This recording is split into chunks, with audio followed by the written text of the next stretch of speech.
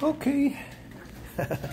Ito yung dalawang alaga natin dito, si Bjorn at si Lagertha. Papakainin ko ngayon. Ang oras ngayon ay ayan, 12:21. And si Logan ay nakabanta. So ito papakain natin sa kanila ngayon, SDN 28, no? Mas mababa ang protein. Pero hindi ko lang sure kung hinaluan to ni Jeffrey. Kung may halo ito na 42. Pero kung para sa puppies, okay din naman tong SDN 28. Medyo ano pa rin naman, mas maganda pa naman yung quality nito kaysa sa mga ibang mid-range na dog foods. Pero ito kasing dalawa, alam ko ay hindi na masyadong gahaman kumain itong mga to. Quiet! Hindi na masyado silang gahaman kumain. Kaya papakain natin SDN 28 ngayon. I think baka hinaluan ito ng SDN 42. Kaya SDN 35 ito. Kunting water. Reklamo na si Bjorn. Okay, pero pansin ko, meron ngang pagkakaiba yung kibbles niya. Kaya mukhang halo ito ng 28 at 42. Okay. Gaganda nyo ngayon ha? Bagong groom kayo kanina ni Kuya Jepoy, ano? Okay, here you go. Good. Ayan, swabe na sila kumain ngayon. Hindi kagaya ng mga 2 weeks ago. Ala, may sugat. Nag-aaway itong dalawang to eh. Oh, may sugat si Bjorn sa tenga. Nagbabakbaka na itong dalawang ito. Kaya pinaghiwalay ko na sila kagabi. Normal yan eh, pagka mga ganitong mga working dogs na mayroong potential talaga na mag-away. Ayan oh. May kagat sa tenga. Buti hindi napilas. Hindi ko lang sure kung si Lagertha may gawa niyan or kagabi nung naglalaro sila nila Logan dyan sa labas. Oo, medyo nagiging rowdy masyado ito. Naalala ko kagabi, nakagat ni Logan ito, umiyak, pero saglit lang, tapos laro ulit. Baka nga si Logan may gawa nito. I'm not sure, pero hindi naman ganun si Logan. Si Logan kumakagat lang, pero hindi naman para manakit talaga. Pero, I don't know, no? Si Bukol, binanatan na yan eh. Anyway, ayan.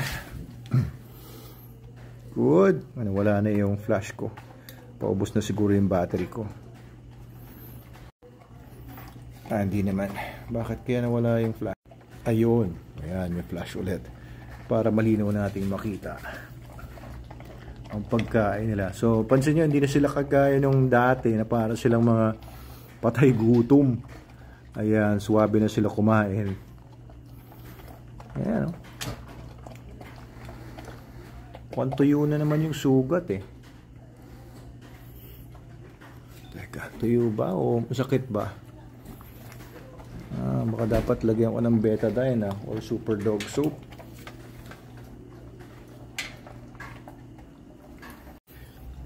Ayan. Okay, naubos na. Ayos naman ang kain nilang dalawa.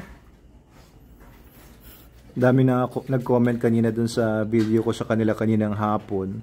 Ang bilis daw lumaki. Like hapon nga binubuhat-buhat ko dito. Itong dalawa, nung nilagay ko sila dyan, pinapatakbo-takbo ko. Ang bigat na po talaga.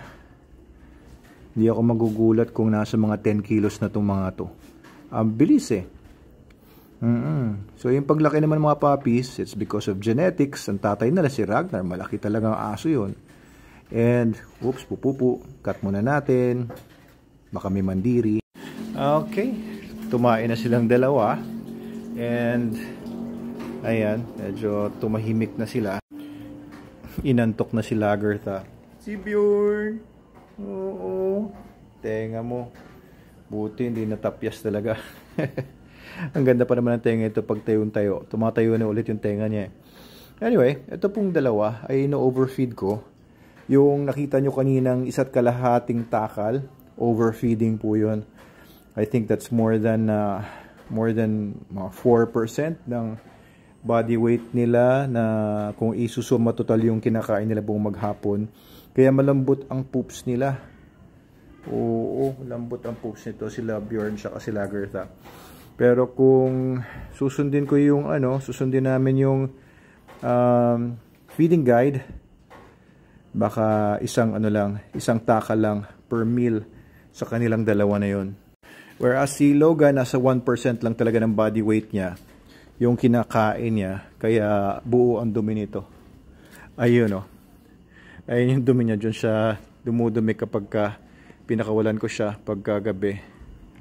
Makikita niyo naman na ayan, buo-buo. So may mga nagsasabi na normal ba na black yung poops ng dog? Kasi pag puro karne po, kagaya ng SDN, 80% ng mga dehydrated meats yan, ay talagang medyo maitim yung dumi. Lalo na pag hindi overfed. Up here, Logan. Get up here. Yan, para makita ka namin sa ilaw. Oh, poging-pogi. Poging-pogi ang Logan ko. Up here.